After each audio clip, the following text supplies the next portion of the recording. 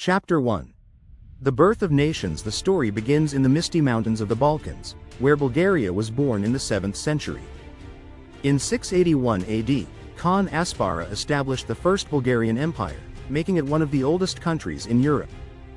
For centuries, Bulgaria stood as a powerful empire, a crossroads of culture, religion, and trade. Its language, customs, and traditions have remained strong, even as the empire rose and fell. To the west, on the Iberian Peninsula, lies Portugal, one of the oldest nations in Europe. In 1139, Afonso I declared himself king, founding the Kingdom of Portugal. Unlike many countries, Portugal managed to maintain its independence throughout centuries of external pressures. From the age of exploration to the present day, Portugal's sailors and explorers have charted the world's oceans, creating a legacy that connects the distant corners of the globe. Further north, in the misty highlands of Scotland, the story of unity began in 843 AD with Kenneth MacAlpin, who united the Picts and Scots. The Kingdom of Scotland was established, and it endured through the tumultuous centuries of Viking raids, battles for independence, and the merging with England in 1707 to form Great Britain. But the Scottish spirit never faded. Their love for independence and tradition persists to this day. Chapter 2. The Heart of Europe. In the heart of Europe, France is a country that needs little introduction. The Kingdom of France dates back to 843 AD when the Treaty of Verdun split the Carolingian Empire and created the West Frankish Kingdom. This marked the beginning of what would become one of the world's most influential nations. From the reign of Charlemagne to the French Revolution, France has shaped the course of European and world history. It was in France that the ideals of liberty, equality, and fraternity were born, igniting revolutionary movements across the globe. Not far from France, Belgium was formed in 1830, but its history stretches back much further. The lands that make up modern-day Belgium were inhabited by the Celts and later conquered by the Romans.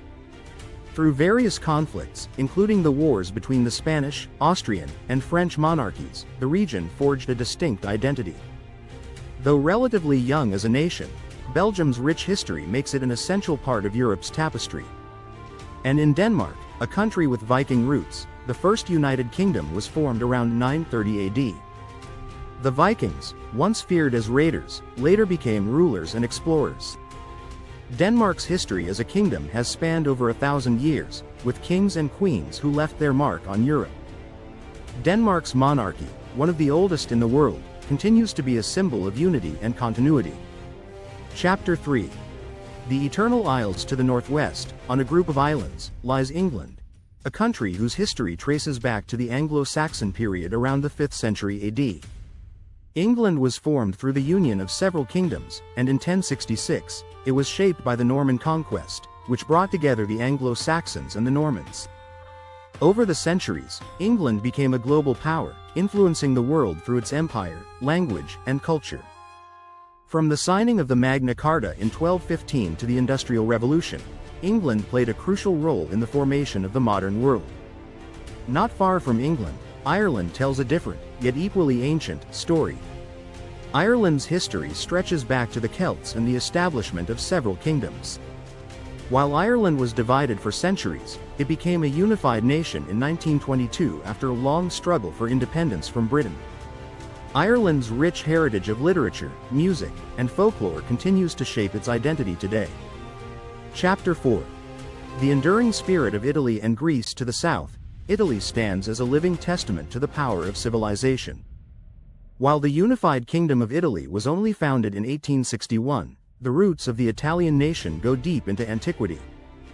Ancient Rome, which began as a small city-state in the 8th century BC, became one of the greatest empires in history. Its language, law, and culture formed the backbone of Europe's medieval and modern worlds. The Renaissance, which began in Italy, brought Europe into a new age of art, science, and learning. In Greece, the cradle of Western civilization, the story of nationhood began long before the modern state was formed in 1830.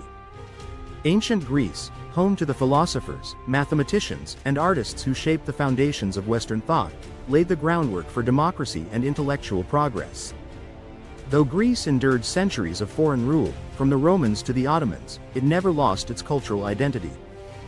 The modern Greek state emerged from the War of Independence, but the spirit of ancient Greece continues to inspire the world. Chapter 5. The legacy of Europe's oldest countries. As the centuries passed, each of these countries faced challenges, wars, invasions, political upheaval, and shifting borders. But through it all, they remained resilient, holding on to their unique cultures and identities. From the snowy peaks of Bulgaria to the sun-drenched shores of Portugal, from the battlefields of France to the castles of Scotland, these nations carry the weight of history on their shoulders.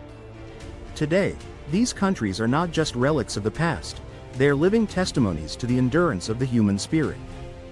They show that no matter how many empires rise and fall, the stories of the people, their dreams, struggles, and triumphs, will always remain.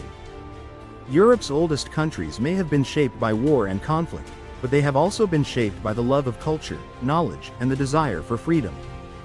In a world that is constantly changing, these nations stand as proud pillars of Europe's past and its future, reminding us that history is not just something we study, it's something we live.